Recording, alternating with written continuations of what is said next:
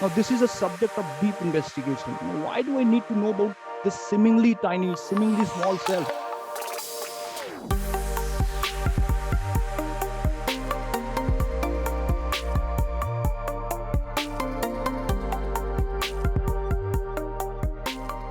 Hello, my name is Aditi Sharma from Vani.Coach, and joining us today is Mr. Prabhakar Mishra, who leads leadership development and organization excellence in L&T Defence.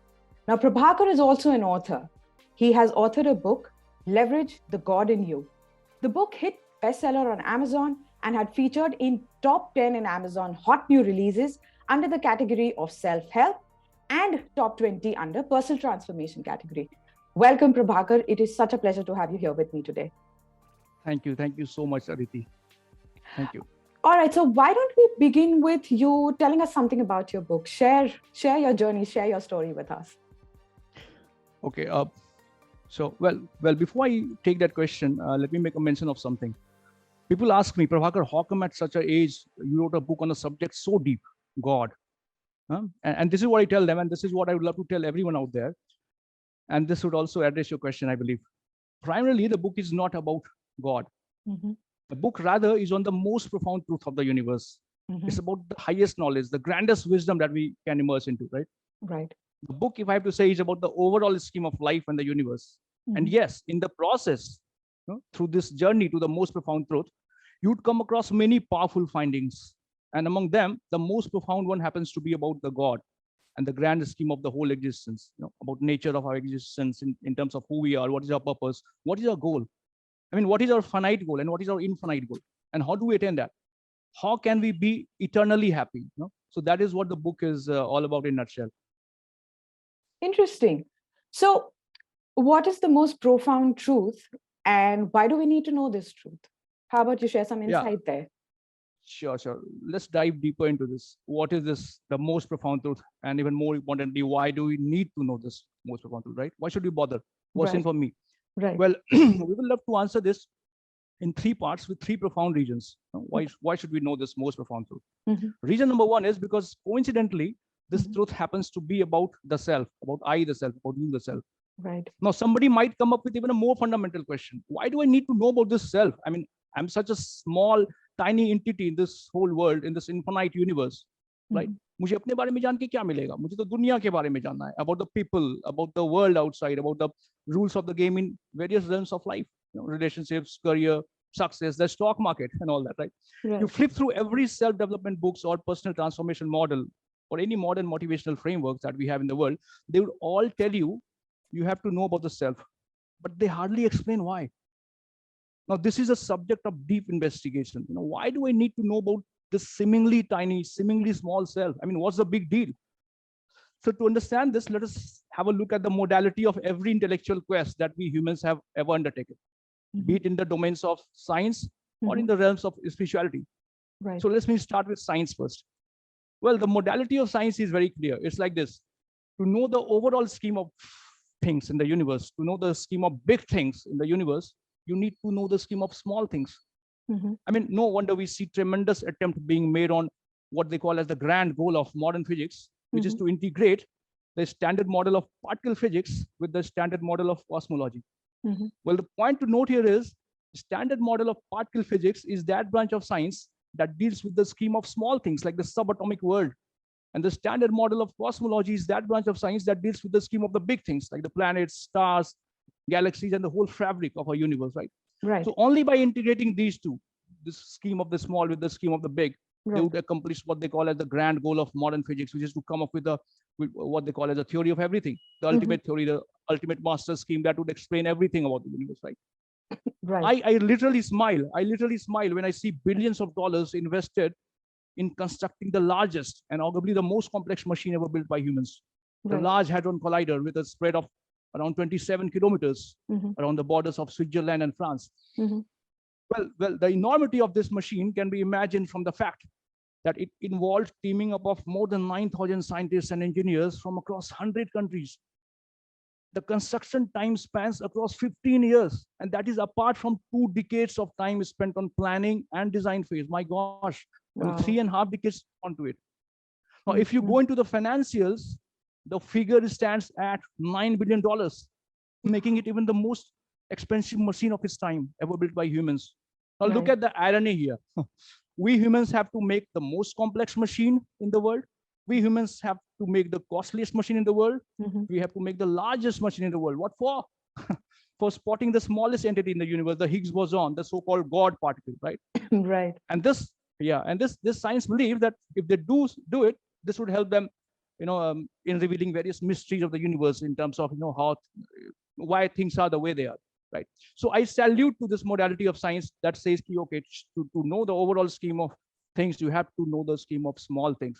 Okay, forget about all this complicated stuff of higher physics. Let's go back to school, where we learned that how science claims that through Big Bang model of the universe, entire infinite size universe has evolved out of zero size.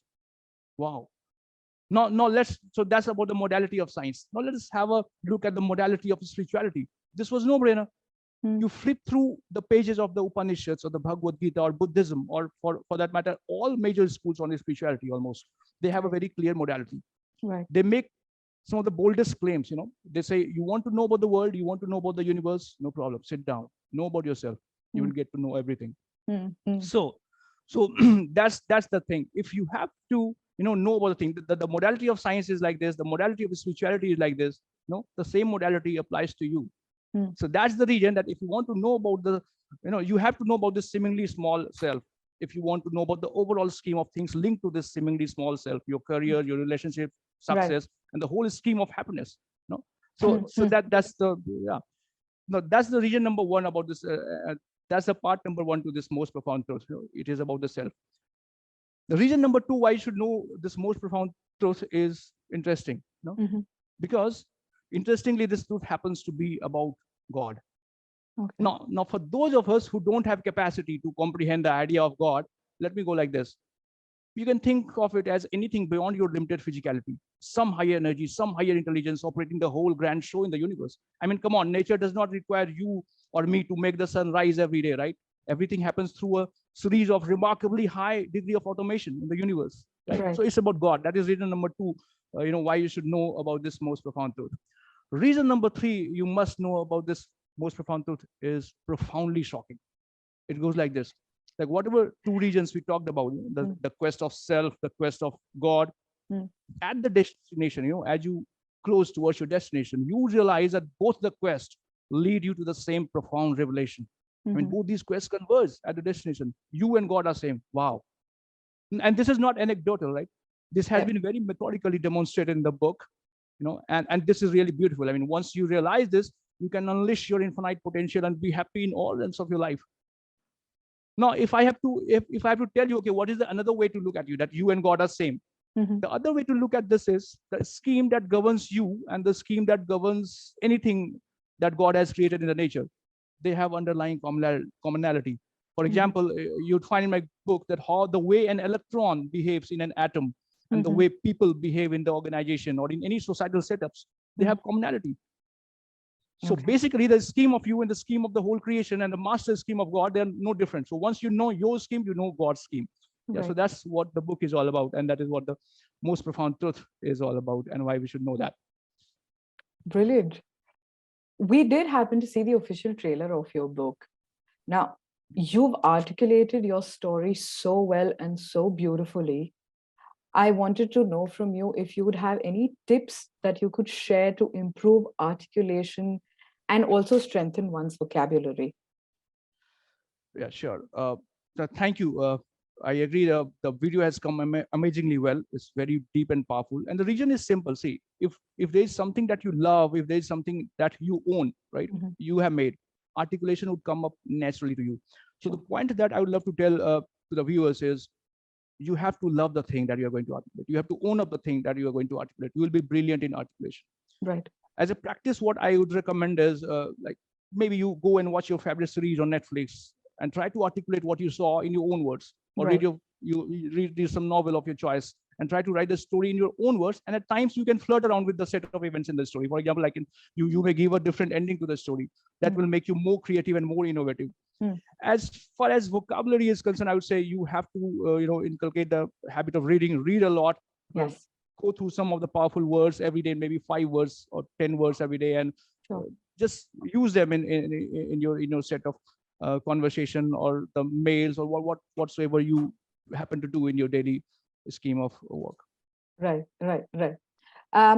You've also mentioned in your video and in the book introduction something like surrender of science. Now, I'd like you to shed some light on this statement.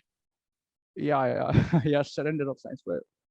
Well, one of the contrasting features of this book is that while almost every book on the genre of personal transformation or self-mastery, they all try to establish the authenticity of spiritual claims on the grounds of science, within the frameworks of science. Right. This book stands out from the rest in a way. It very systematically demonstrates trying to do so is a total absurdity. Now, with all due respect to science, let me explain how. Right. Well, the knowledge that we acquire through the limited faculties of science, they keep on changing. They are still evolving. Say, for example, our understanding of the universe as per classical physics, our understanding of the universe as per Einstein, and our understanding of the universe as per quantum mechanics, they're all different. Right. And the versions of reality presented to us through science, they keep on changing. The recent sensation being Nobel Prize in Physics in 2022, and the whole talk about Einstein being proved wrong. This anyway is already mentioned in my book.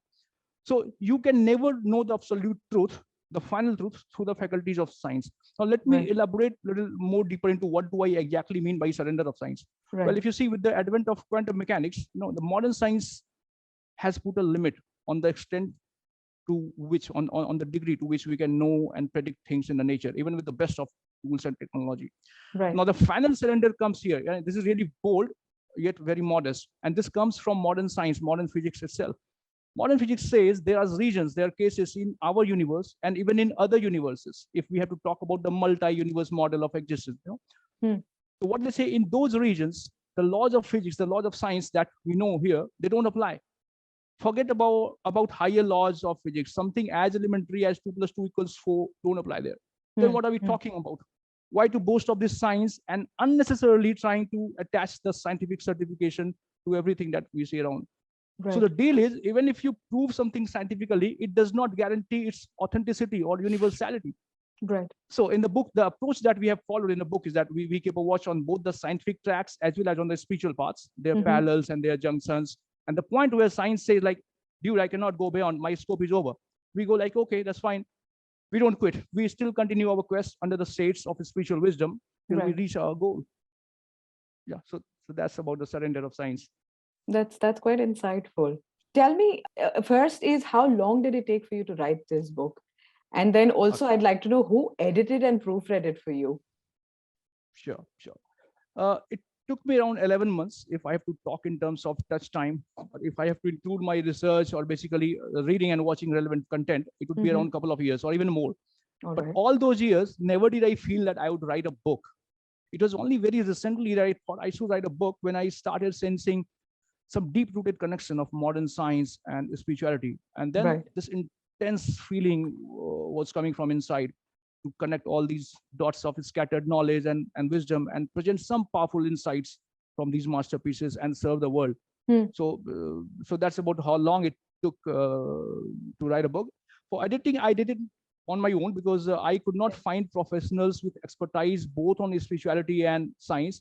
And I also had this fear that the impact of the masses, of the message that I want to give, that might get diluted and the meaning might also get lost. So I did it myself, and proofreading also I did myself. Yeah. That's brilliant. That's amazing. Before we end this interview, my last question to you. Sure. Your advice to aspiring and budding writers. How do you recommend, or what tips would you have for them to improve their writing skills? Sure. See, one thing we talked about, that you watch your favorite, movies or series and try to articulate them in your own way. Apart from that, what I would say is identify the area of your interest. Now, I would go big on this. Okay. I would say identify an area which is so interesting that gives you goosebumps out of wonder.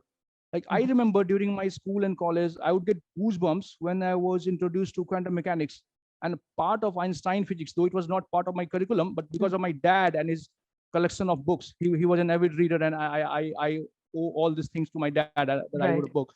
Right. So I used to, and apart from the mathematical beauty of these frameworks, I was more touched by the philosophical beauty of them, the societal implications of them. Right. So you have to find that one thing which gives you goosebumps, something that can keep you up all the night or wake you up early in the morning. So that is point number one.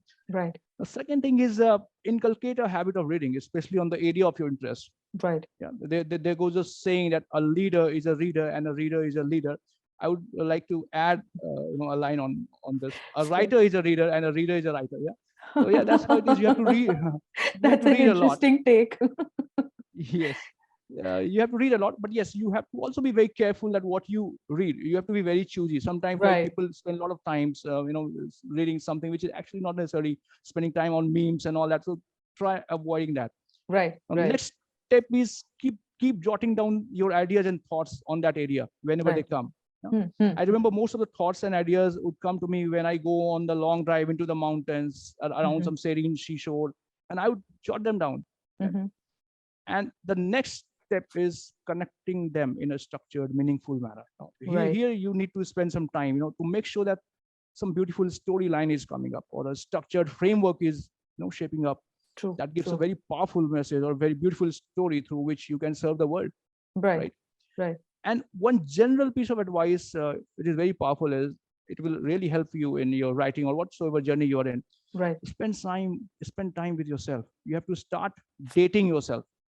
That will help you know yourself at a very deeper level. Right. Lots of ideas would flow to you, and then jot down those areas, and also think, what do you want to give to the world? How would you want to serve the world? Right. So that's what I would like to give advice on. I think those are some great tips, and they align with what we also talk about and teach our learners. Reading, I think, is one of the best habits anybody can have. And as you've incorporated that habit because of your father, I think one of the first influencers in anybody's lives are their parents. So when you have parents who read, it automatically kids start picking up books. So yeah, brilliant advice. And Prabhakar, thank you so much for taking the time out. Thank you so much for sharing such great insight and giving our listeners such brilliant tips. Thank you so much. And we wish you all the very best on your journey ahead. And we wish to see more books come out. Thank you. Thank you so very much, Aditi. Pleasure.